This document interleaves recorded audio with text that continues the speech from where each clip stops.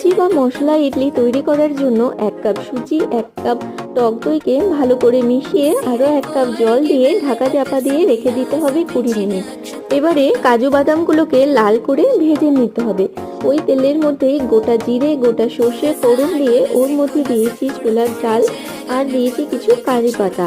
এবারে ওই ঢাকা চাপা দেওয়া সুজির ব্যাটারটার ওপর দিয়েছি আমি গাজর কুচি আর দিয়েছি ধনেপাতা কুচি, দুটো লঙ্কা কুচি আর ওই ফোড়নটা, আর দিয়েছি স্বাদ মতো নুন। এবারে সব কিছু ভালো করে মিশিয়ে নিয়ে আর একটু বেকিং সোডা দিয়ে আবারও ভালো করে মিশিয়ে নিতে হবে। একটা করে ভাজা কাজু নিচে দিয়ে ওপর থেকে 1 চামচ করে ইডলি ব্যাটার দিয়ে দিতে হবে। এবার গরম জলের ওপর এটাকে স্ট্যান্ডটাকে রেখে 10 মিনিট ঢাকা চাপা দিয়ে লো ফ্লেমে রান্না করে নিতে হবে। 10 মিনিট পর ঢাকনা খুললেই কিন্তু এটা একদম তৈরি। রান্নাটি ভালো লাগলে আমার চ্যানেলটিকে অবশ্যই সাবস্ক্রাইব করবেন। ভালো